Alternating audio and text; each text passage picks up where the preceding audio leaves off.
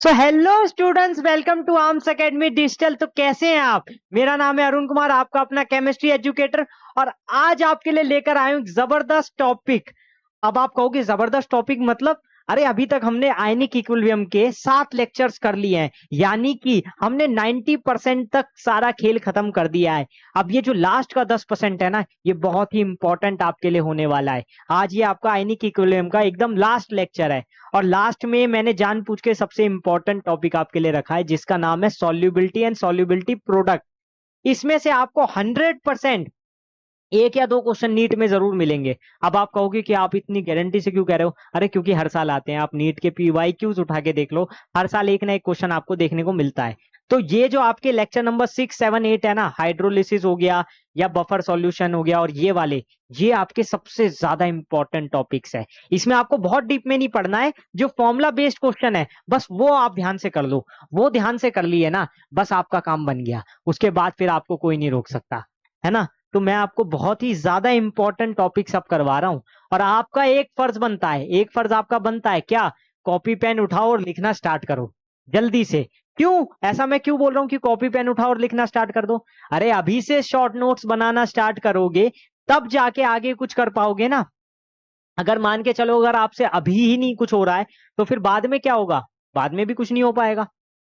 अभी समय है, अभी पढ़ो। अभी पढ़ोगे तभी कुछ होगा। और मैं आपको बता दूं, इस चैप्टर का जो सिलेबस है वो बहुत हाई है। आपने देखा ये 8वां लेक्चर है। इससे पहले हमने केमिकल इक्विलिब्रियम के 4 लेक्चर देखे हैं। तो यानी इक्विलिब्रियम आपका कितना बड़ा चैप्टर है आप देख सकते हो। मतलब 12 लेक्चर, मुझे लगता है 15-16 घंटे का कंटेंट हमने बना लिया है। तो इतना बड़ा ये चैप्टर है आपका। लेकिन इसमें भी अगर मैं आपको बता रहा हूं कि ये ज्यादा इंपॉर्टेंट है, तो इसको आपको थोड़ी सी ज्यादा तवज्जो तो देखनी बनती ही बनती है ना। तो आओ, आप मिलके इसको स्टार्ट करते हैं और इसको खत्म करते हैं। ठीक है, ज्यादा समय ना लेते हुए स्टार्ट करते हैं। सबसे पहला टॉपिक आपका आ जाता है सॉल्युबिलिटी। अब सॉल्युबिलिटी क्या चीज है? क्या होता है सॉल्युबिलिटी, आपको पता है? सॉल्ट के बारे में आप जानते हो? वैसे सॉल्ट क्या होता है? अरे सॉल्ट यानी कॉमन सॉल्ट मान लो, जैसे ही हम पानी में डालते हैं और उसको घोलते हैं जल्दी से, तो क्या होता है? वो आराम से घुल जाता है। पानी में नमक घुल जाता है ना। ऐसा क्यों होता है कि वो एकदम आराम से घुल जाता है? ऐसा इसलिए होता है क्योंकि वो वाटर में सॉल्यूबल होता है। क्या होता है? सॉल्यूबल होता है। और जो चीज वाटर में सॉल्यूबल है या किसी भी सॉल्यूशन में जल्दी से सॉल्यूबल हो जाए, इसका मतलब उसकी सॉल्युबिलिटी हाई है। क्या है? सॉल्युबिलिटी हाई है। तो वही चीज हम चेक करने वाले हैं। वैसे ये छोटी मोटी चीजें आपने अगर सॉल्यूशन चैप्टर पढ़ा होगा, जो 12th वाले हैं उनको तो और अच्छे से समझ आएगा, क्योंकि उन्होंने सॉल्यूशन पढ़ लिया है। और जिन बच्चों ने नहीं पढ़ा है, उनको भी थोड़ा बहुत सॉल्युबिलिटी सॉल्यूशन का थोड़ा आइडिया है। सॉल्यूशन दो चीजों से मिलकर बनता है। First is solute, second is solvent. Solute and solvent, ये दो चीज सबको आती है ना। सॉल्यूशन के बारे में ये दो चीज सबको पता है, मैं याद करवा देता हूं बस। Solute and solvent. अब इसमें एक चीज बताओ, सॉल्यूट और सॉल्वेंट में सॉल्यूट ज्यादा होता है कि सॉल्वेंट ज्यादा होता है? ऑब्वियस सी बात है, सॉल्वेंट ज्यादा होता है। सॉल्वेंट की मात्रा अधिक होती है, सॉल्यूट की मात्रा कम होती है। तो सॉल्यूट क्या है? हम हल्का सा डालेंगे, सॉल्वेंट में घोल देंगे, काम बन गया। जैसे नमक पानी में, पानी बहुत ज्यादा है, नमक उसमें हल्का सा डालो, मिला दो, हो गया काम। है ना। तो इस टाइप से हम सॉल्यूशन तैयार करते हैं।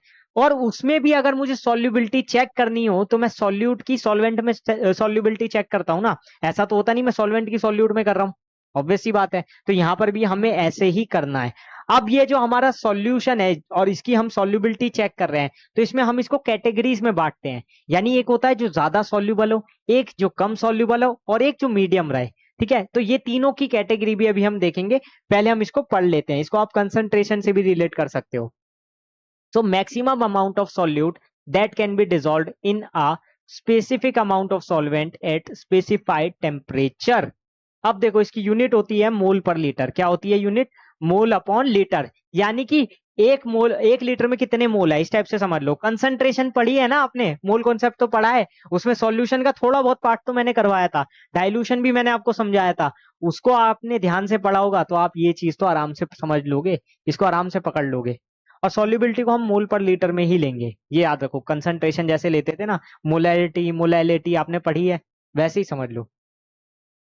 अब देखो, इसको पढ़ो, क्लासिफिकेशन ऑफ सॉल्ट्स, मतलब कौन सा सॉल्ट ज्यादा सॉल्युबल है और कौन सा कम सॉल्युबल है, यही देखना है बस। जैसे कैटेगरी 1 आती है आपकी सॉल्युबल में, सॉल्युबल मतलब जो अच्छे से सॉल्युबल हो जाए, यानी उसकी सॉल्युबिलिटी क्या होनी चाहिए, हाई होनी चाहिए। तो उसकी सॉल्युबिलिटी हम लेंगे 0.1 मोलर से ज्यादा। किससे ज्यादा, 0.1 मोलर से। 0.1 मोलर मतलब काफी अच्छी सॉल्युबिलिटी मान लो। मतलब एक तरीके से ये हुआ ना कि 1 लीटर में 0.1 मोल है, 1 लीटर में 0.1 मोल है, यानी 10 लीटर में 1 मोल, 10 लीटर में 1 मोल है, यानी काफी अच्छी सॉल्युबिलिटी है।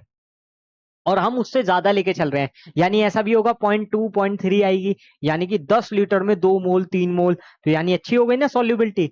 अब इसी को अगर मैं कम कर दूं, इसको कम करके मैं कर दूं 0.01 मोल से 0.1 मोल तक, तो इसका मतलब क्या हो गया, 0.01 मोलर भी बोल सकते हैं। मोल में इसलिए कह रहा हूं, मैं 1 लीटर लेके चल रहा हूँ, वैसे आप मोलर बोलना, ठीक है। तो 0.01 मोलर से 0.1 मोलर तक लेके चल रहा हूं, तो ये स्लाइटली सॉल्युबल हो जाएगा। क्या हो जाएगा, स्लाइटली सॉल्युबल।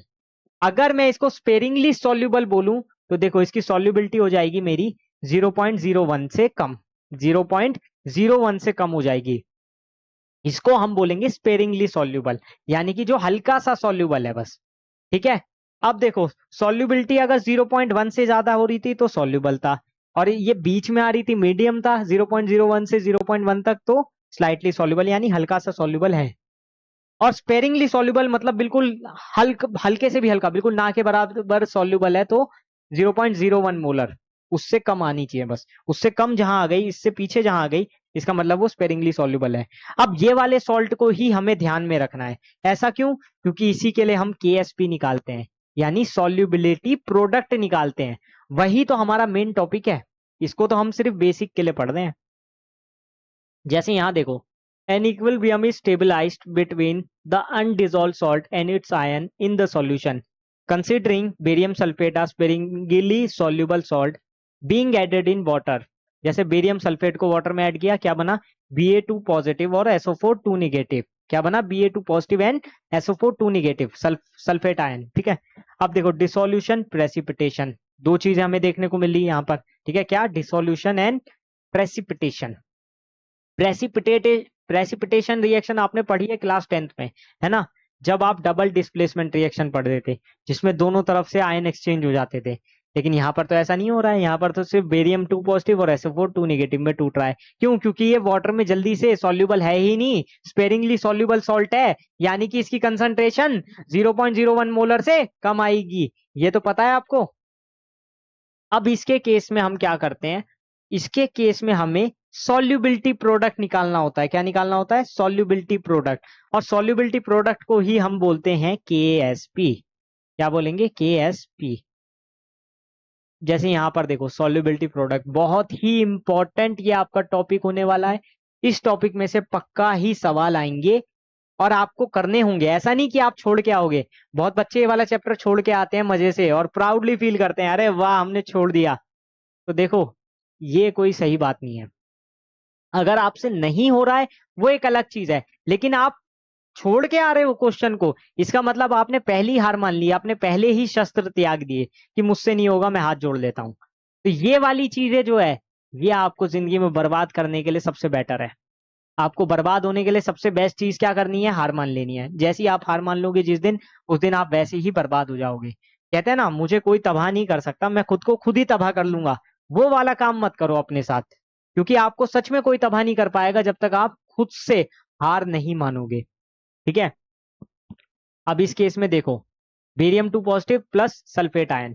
अब देखो के इक्विलिब्रियम हो जाएगा barium 2 positive SO4 2 negative upon BaSO4। अब यहाँ पर जो बेरियम सल्फेट है उसको हम कांस्टेंट मानेंगे, यानी जो मेरा KSP है वो डिपेंड करेगा किस पे, सिर्फ इस पे और इस पे। क्यों, क्योंकि ये अपने आप टूट किस में रहा है, इन दोनों में टूट रहा है ना। तो सिर्फ प्रोडक्ट की कंसंट्रेशन पे डिपेंड करेगा। जैसे सपोज करो इसकी सॉल्युबिलिटी यहाँ S है, यहाँ S है, तो ये हो जाएगा S × S इसमें देखो कुछ केसेस आएंगे, मैं आपको बता देता हूं। जैसे एक लिया मैंने AgCl, ये टूटेगा Ag plus plus Cl negative में। वहीं दूसरा मैंने ले लिया मैग्नीशियम हाइड्रोक्साइड, ये टूटेगा Mg+2 में और 2H निगेटिव में, ठीक है। एक ले लेता हूं एल्यूमिनियम हाइड्रोक्साइड,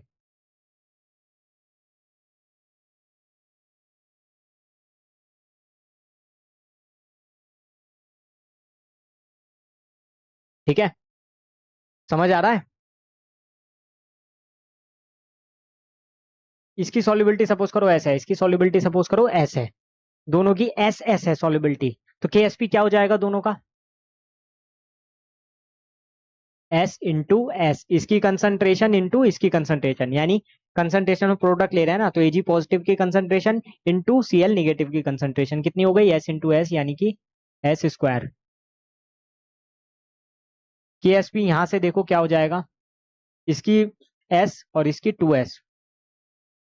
तो यहां पर देखो इस वाले केस में थोड़ा सा देखना होगा, यहाँ Mg+2 की कंसंट्रेशन इनटू, आपने देखो इक्विलिब्रियम कांस्टेंट पढ़ लिया है केमिकल इक्विलिब्रियम में, कंसंट्रेशन निकालनी है आपको 101% आती है, तो यहाँ क्या करते हैं 2OH निगेटिव की कंसंट्रेशन का स्क्वायर, या OH आयन की कंसंट्रेशन का स्क्वायर, ऐसे ही करेंगे, तो यहाँ पर क्या हो जाएगा S इंटू 2S की स्क्वायर।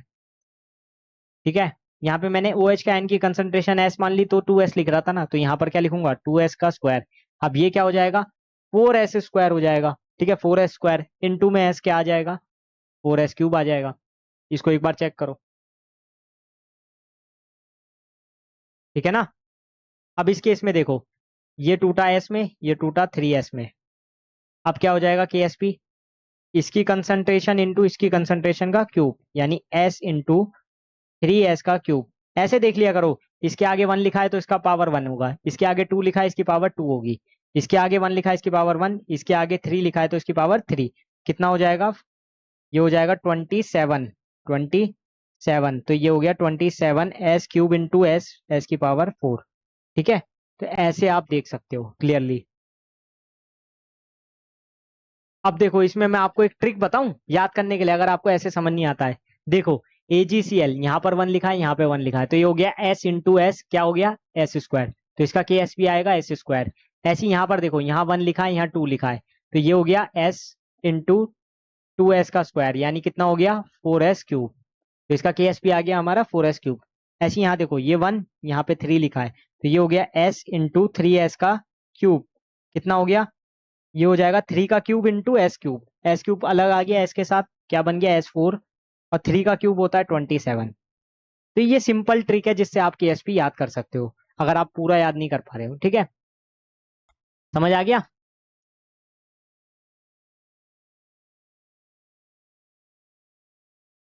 अब एक क्वेश्चन देख लेते हैं, क्वेश्चन क्या कह रहा है यहाँ पर, let the solubility of an aqueous solution of magnesium hydroxide be x, then its KSP is, KSP निकालना है। देखो क्वेश्चन को फिर से पढ़ लो, सॉल्युबिलिटी हमें किसकी गिवन है, मैग्नीशियम हाइड्रोक्साइड की, तो मुझे उसकी KSP निकालनी है। ठीक है, जैसे सपोज करो अभी मैंने ये वाला केस बताया भी था, ये टूट गया मैग्नीशियम प्लस हाइड्रोक्साइड आयन में। ठीक है, अब देखो ये इसकी सॉल्युबिलिटी S हो गई, यहाँ पर S की जगह X माननी है क्योंकि X दी हुई है ना, तो X, इसकी हो गई 2X। अब देखो KSP कितना आता था इसके लिए 4S³ आता था। ठीक है, या ऐसे भी देख लो X इंटू 2X का स्क्वायर कितना हो जाएगा 4X³। बस S की जगह X ही तो रखना था, S की जगह X ही तो रखना था, ऑप्शन हो जाएगा A। बताओ इससे आसान सवाल हो सकता है क्या, कोई भी क्वेश्चन इससे आसान आएगा आपके पेपर में? मुझे तो लगता नहीं है इससे आसान क्वेश्चन को अभी भी आ सकता है आपके पेपर में। बताओ जल्दी चेक करो, एक और दिखा देता हूँ चलो, ये वाला देखो, the solubility product for a salt of the type AB is 4 into 10 की power -8। what is the molarity of its standard solution। अब देखो ये आपका नीट में PYQ का क्वेश्चन है। ठीक है, ये नीट में पहले भी आया हुआ है, इस क्वेश्चन को तो ध्यान से देख लो, क्या बोल रहा है उसमें, solubility प्रोडक्ट है AB की 4 इंटू 10 की पावर -8, तो यानी A प्लस B नेगेटिव, ऐसे मान के चलो, और solubility प्रोडक्ट यानी KSP इसका गिवन है 4 इंटू 10 की power -8। What is the molarity of it standard solution, यानी S निकालना है, कंसंट्रेशन ही हो गया एक तरीके से।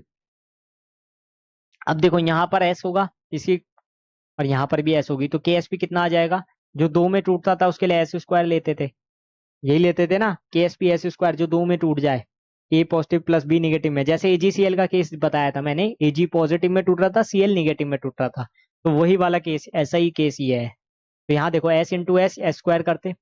अब के एस पी गिवन है यहाँ पर 4 × 10⁻⁸ इक्वल्स एस स्क्वायर। तो एस कितना आ जाएगा, अंडर द रूट 4 × 10⁻⁸, ये हो जाएगा 2 × 10⁻⁴। जल्दी से चेक करो इसमें कौन सा ऑप्शन हो रहा है।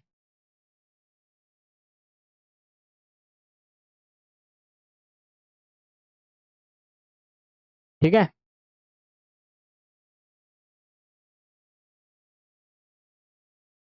तो ये ना समझ आ रहा है ना।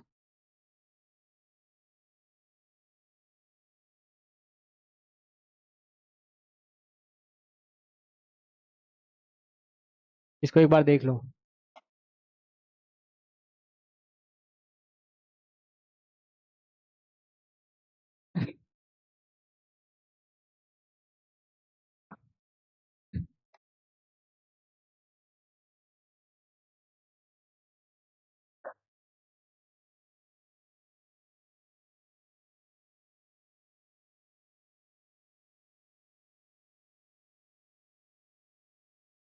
नेक्स्ट क्वेश्चन, एक और क्वेश्चन है हमारे पास।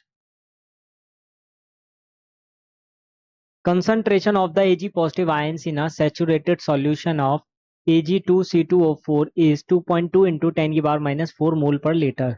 Solubility product of Ag2C2O4 is, देखो यहाँ पर Ag पॉजिटिव आयंस की सैचुरेटेड सॉल्यूशन में मुझे बतानी है।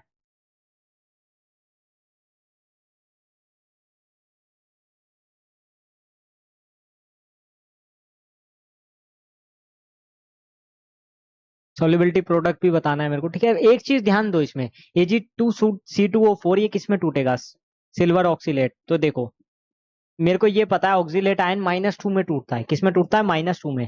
तो बस ऐसे ही करके चलो, Ag प्लस प्लस C2O4 - 2, ऐसे कुछ होगा। ठीक है, ऑक्सीलेट के लिए पता है ना, COO negative slash COO negative, ऐसे वो लिखते थे ना, देखो ऐसे, आप भूल गए होगे ऑक्सीलेट आयन। ठीक है, ये वाले से आपको याद आया होगा कुछ, C2O4 निगेटिव इसी में टूटता था। ठीक है, अब तो याद आया होगा, अब भी याद नहीं आया। अरे, अब देखो इसको तोड़ दिया मैंने, ये प्लस में और ये -2 में। हाँ, 2 Ag आएगा ना, यहाँ Ag2 लिखा है, सही बात है। ठीक है, अब देखो यहाँ पर मुझे किसकी कंसंट्रेशन पता है, यहाँ पर कंसंट्रेशन मुझे पता है किसकी, Ag पॉजिटिव आयन की। Ag पॉजिटिव आयन की कंसंट्रेशन गिवन है 2.2 इंटू 10⁻⁴, यानी ये पूरी इसकी कंसंट्रेशन है। अगर मैं इसको S की फॉर्म में लिखता तो मैं इसको लिखता 2S। तो मुझे 2S पता है, ये बहुत बच्चे गलती पता है यहाँ क्या करते हैं, इसकी कंसंट्रेशन को S मान के चलते हैं, वहीं वो गलती कर जाते हैं, गलती करते ही वहीं है। देखो इसको 2S मानेंगे और इसको S मानेंगे, ऐसे करोगे तो सही आएगा। ये 2S है, ये S है। तो देखो यहाँ 2S की वैल्यू इतनी है, तो S की कितनी हो जाएगी, 2 से डिवाइड कर दो, 1.1 इंटू 10⁻⁴। अब मुझे S की वैल्यू पता चल चुकी है, और जो दो पार्ट में और एक पार्ट में टूटते थे, यानी 2S इंटू एस इसकी हो जाती थी 2S स्क्वायर इंटू एस, यानी कि 4S क्यूब KSP। ये मैं सारा आपको करवा चुका हूँ दोनों वाले केस में, ये होगा 4S क्यूब, और S की वैल्यू पता चल चुकी है मुझे। तो 4 इंटू 1.1 इंटू 10⁻⁴ का, अरे 10⁻⁴ का क्यूब, इसको सॉल्व करो जल्दी से। ठीक है, इसको सॉल्व करो। अब देखो ये तो 10⁻12 हो जाएगा, 101% 10⁻12 होगा, इसको बाहर लिख दो। इसको 1.1 की पावर 3 कितना होता है, ये कुछ मान के चलो आपका, 2 का स्क्वायर 4 होता है, वो 2 का क्यूब 8 होता है, 1 का क्यूब 1 होता है, तो 1 से 8 के बीच में आ सकता है, उससे ज्यादा तो आ ही नहीं सकता ये। ठीक है, तो 1.1 का क्यूब करो और उसको फिर 4 से मल्टीप्लाई कर दो, तो आपका वो जो आंसर है वो बिल्कुल सही आ जाएगा। ठीक है ना, एक बार इसको सॉल्व करो, सॉल्व आपको करना पड़ेगा खुद से। ठीक है, मेरे पास क्योंकि कैलकुलेटर नहीं है, और होता भी तो भी मैं नहीं करता।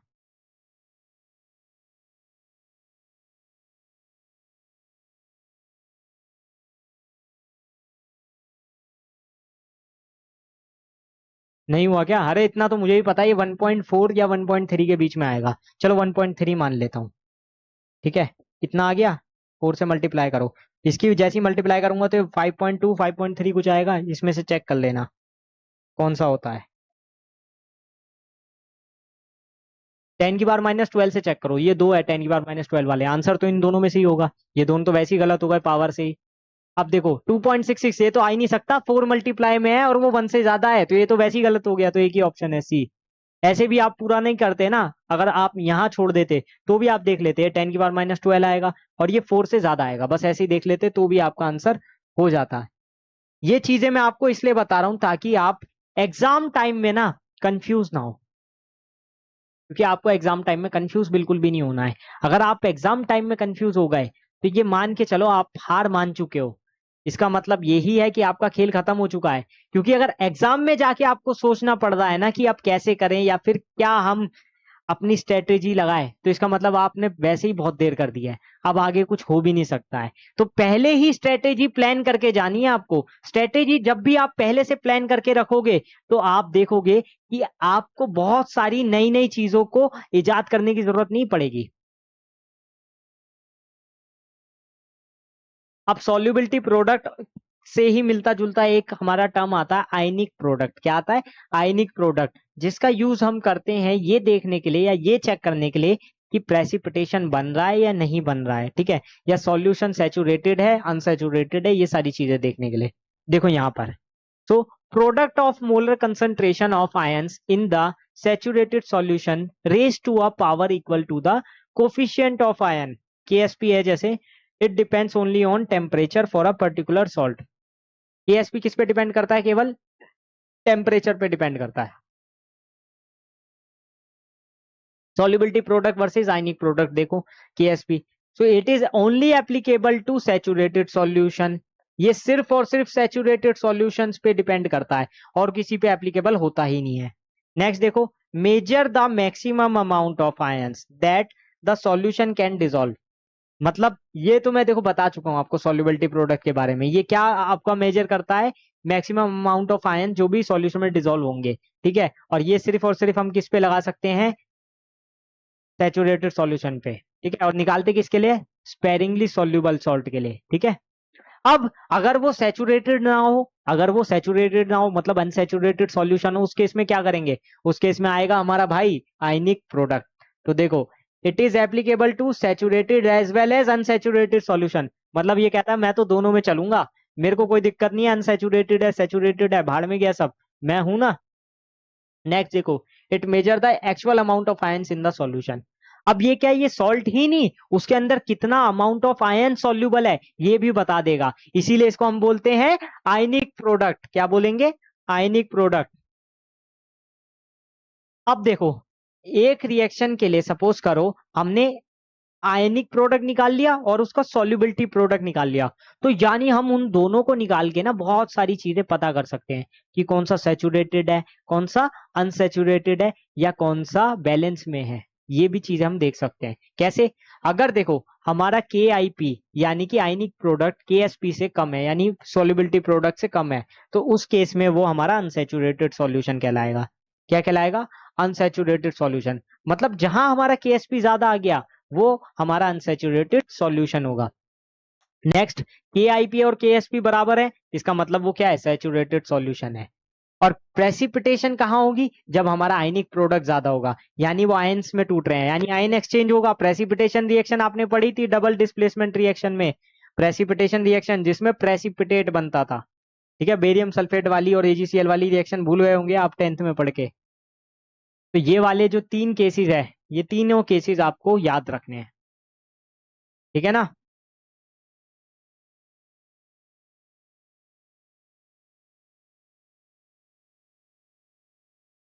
अब देखो, effect of common ion on the solubility of sparingly soluble salts, ये भी इंपॉर्टेंट आपका है एक तरीके से। इसमें देखो हमें क्या करना है, तो presence of a common ion in the solution decreases the solubility of a given sparingly soluble salt. तो हमारा जो कॉमन आयन है ना, वो क्या करता है? हमेशा सॉल्युबिलिटी को डिक्रीज करता है किसी भी स्पेरिंगली सॉल्युबल सॉल्ट में। अब ये करता कैसे है वो चीज जान लो। ठीक है, मैं सारी चीजें आपको एक एक करके नहीं बता सकता, धीरे धीरे आपको सब समझ आ जाएगी, मतलब एक एक करके ही बताऊंगा, लेकिन वही चीज है कि एक ही चीज को बार बार रिपीट करने से कोई फायदा नहीं है। अब कॉमन आयन के बारे में मैं आपको बताऊंगा, सॉल्युबिलिटी क्यों डिक्रीज होती है ये आप खुद समझ लोगे। कैसे समझ लोगे अभी बताता हूँ। सपोज करो, सपोज बेरियम सल्फेट, इसमें सल्फेट आयन है, ठीक है, इसको मैं डाल दूं पोटेशियम सल्फेट में K2SO4 में, ठीक है, दोनों में क्या है, सल्फेट आयन सेम है, यानी कॉमन आयन आ गया। अब ये कॉमन एनायन भी आ सकता था, कॉमन कैटायन भी आ सकता है, ठीक है। यहाँ हम बात कर रहे हैं सल्फेट एनायन की, तो यहाँ पर होगा क्या, जो हमारा कॉमन आयन आ गया, ये जो हमारा सॉल्ट है ना, जो पहले से सॉल्युबल है उसके अंदर, उसकी जो सॉल्युबिलिटी है उसको डिक्रीज कर देगा। क्या कर देगा, डिक्रीज कर देगा।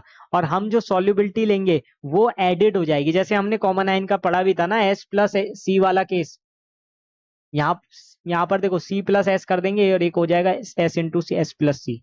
अब आप कहोगे ये कुछ समझ नहीं आया, अरे रुको मैं रिएक्शन से समझाता हूँ। ये वाला देखो, solubility in presence of a common ion, जैसे यहाँ ए भी एक सॉल्ट है, ठीक है। अब ये टूटा किसमें, ए पॉजिटिव बी निगेटिव में, ठीक है, किसमें टूटा, ए पॉजिटिव बी निगेटिव में, तो हमारा जो स्पेरिंगली सॉल्युबल सॉल्ट है वो इसमें टूट गया। ऐसे ही यहाँ पर देखो, जो सॉल्युबल सॉल्ट है वो टूटा AX, फिर से ए पॉजिटिव प्लस एक्स निगेटिव में।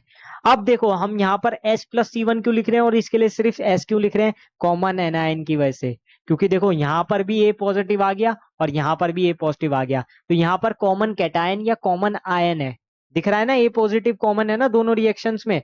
तो होगा क्या, अगर हम इन दोनों को मिक्स कर रहे हैं ना किसी सॉल्यूशन में, तो हो क्या रहा है, इन दोनों कॉमन आयन की वजह से इसकी जो हम कंसंट्रेशन है वो क्या लेके चल रहे हैं, या फिर जो सॉल्युबिलिटी है वो लेके चल रहे हैं S+C1 दोनों केसेस में, देखो है ना। तो जो मैं S × S+C1 वाली बात कर रहा था ना, वो यही है।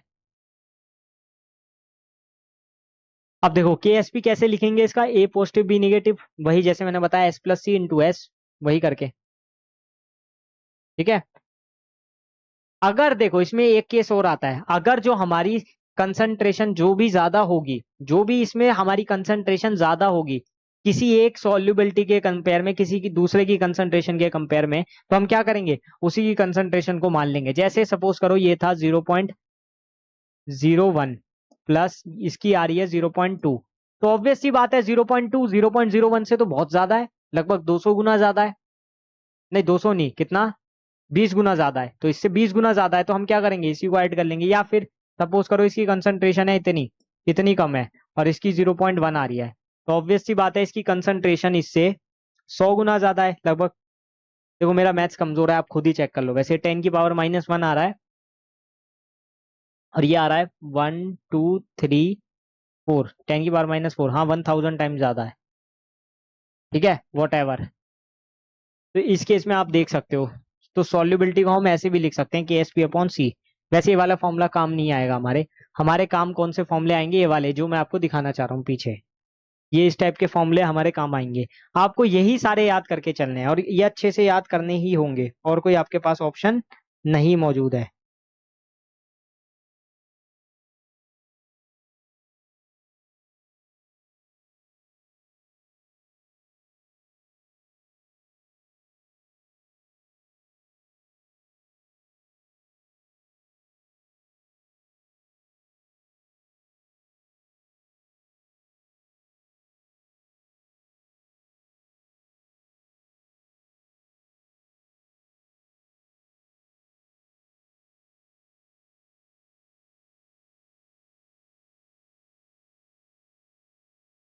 ठीक है ना, आप कुछ क्वेश्चन देखें क्या, चलो ये वाला क्वेश्चन देखते हैं, इजी क्वेश्चन है ये वाला तो, पेन चेंज करके, है ना।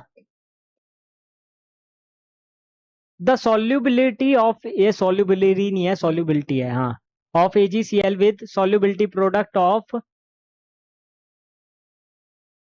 1.6 into 10⁻⁻10 in 0.1 m NaCl solution would be, ठीक है। चलो जो जो चीज हमें समझ आ रही है उसको मार्क करो। एक तो AgCl जो है उसकी सॉल्युबिलिटी चेक करनी है किसके साथ, 1.6 इंटू 10⁻⁻10 इन 0.1 NaCl, मतलब एक तरफ है हमारे पास AgCl और एक तरफ है NaCl। अब अगर आप इन दोनों को ध्यान से देखो तो दोनों में एक आयन सेम है, कौन सा, Cl, कौन सा सेम है, Cl। पूरी रिएक्शन लिखने की जरूरत नहीं है अब आपको, ठीक है ना।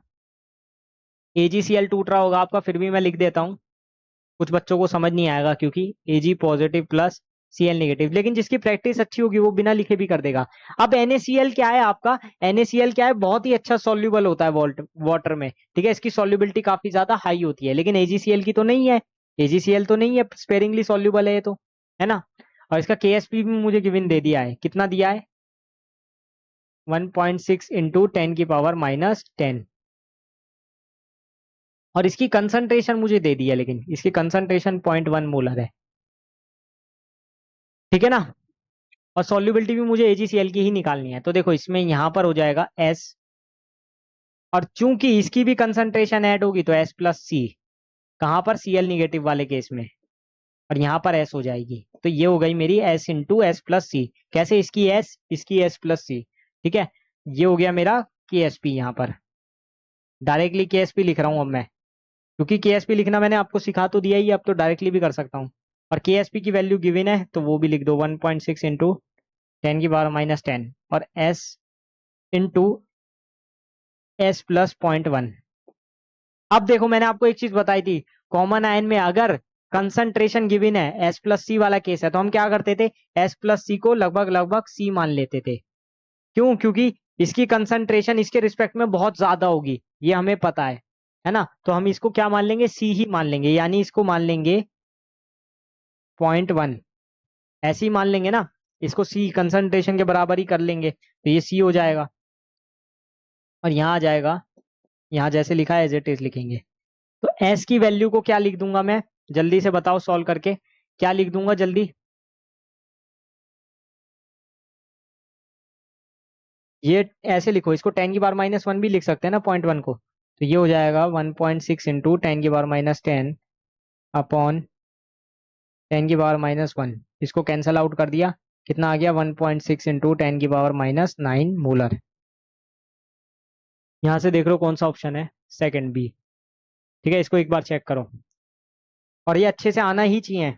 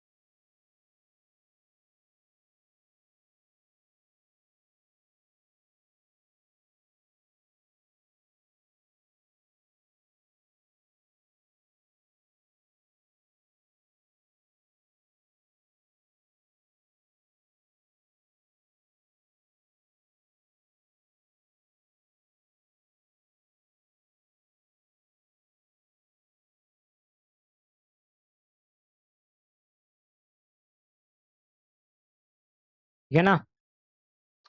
अब एक क्वेश्चन मैं आपको होमवर्क के लिए देता हूँ, ये वाला क्वेश्चन आप मुझे करके दिखाओ, थोड़ा सा डिफिकल्ट रहेगा। इसमें करना क्या होगा, देखो कैल्शियम कार्बोनेट और कैल्शियम ऑक्सीलेट दोनों में कैल्शियम जो है हमारा कॉमन आयन रहेगा, ये मैं आपको बता दूं। ये टूटेगा Ca+2 में, और ये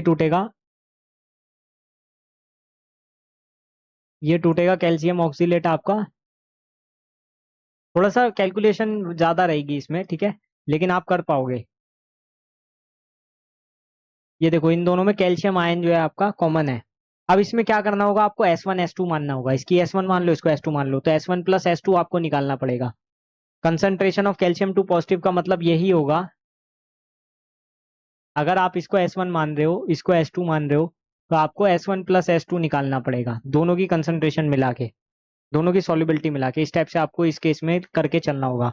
या फिर आप एक्स और वाई मान के भी कर सकते हो। जैसे ये छोड़ो, आप इसको एक्स मान लोगे, इसको वाई मान लोगे, तो दो रिएक्शन बन जाएगी आपकी, ठीक है। यहाँ वाई वाई होगा, यहाँ एक्स एक्स होगा। तो यहाँ देखो, इसकी कंसंट्रेशन को आप फिर एक्स नहीं लिख पाओगे, इसकी कंसंट्रेशन को लिखोगे x+y, और इसकी कंसंट्रेशन को लिखोगे x+y/y। तो दो रिएक्शंस बन जाएगी, ये हो जाएगी ये वाली रिएक्शन x × x+y। ऐसा मैं क्यों कह रहा हूँ, क्योंकि ये वाला x भी आ जाएगा ना, ठीक है। और अच्छे से दिखा देता हूँ, देखो, होमवर्क दे रहा हूँ लेकिन फिर भी मैं आपको बता रहा हूँ, सॉल्व आप करना। कैल्शियम कार्बोनेट को इस तरीके से लिखो, जगह कम पड़ रही थी इसलिए मैं आप यहाँ पर लिख देता हूँ। सपोज करो ये एक्स एक्स बन रहा था, तो यहाँ पर ये बन जाएगा। अभी कॉमन आयन वाला मैंने केस लिया नहीं है, वो मैं अभी लिख रहा हूँ, ठीक है। ये कैल्शियम+2, ये ऑक्सीलेट आयन। सपोज करो यहाँ वाई वाई था, तो यहाँ तो x+y होगा ना, क्योंकि ये वाली कंसंट्रेशन भी ऐड होगी और इसकी कंसंट्रेशन इसमें ऐड होगी, तो ये y+x होगा। तो दो रिएक्शन बनेगी, x × x+y, इसका KsP हो गया, KsP1, और KsP2 हो गया y × x+y, ठीक है। KsP1 कितना गिवन है, CaCO3 का है इतना 4.7 × 10⁻⁻⁹, और KsP2 कितना गिवन है 1.3 × 10⁻⁻⁹, ठीक है। इन दोनों रिएक्शंस को आपको सॉल्व करना है बस। रिएक्शंस को सॉल्व करके आपको लास्ट में x+y निकाल लेना है, वही आपकी कंसंट्रेशन होगी कैल्शियम+2 की, ठीक है। ये सॉल्व कर लोगे, थोड़ा बहुत मैथमेटिक्स तो आता है, दो रिएक्शन है, दो इक्वेशन को सॉल्व करो बस। इन दोनों इक्वेशंस को सॉल्व करके आपको आंसर मिल जाएगा, ठीक है।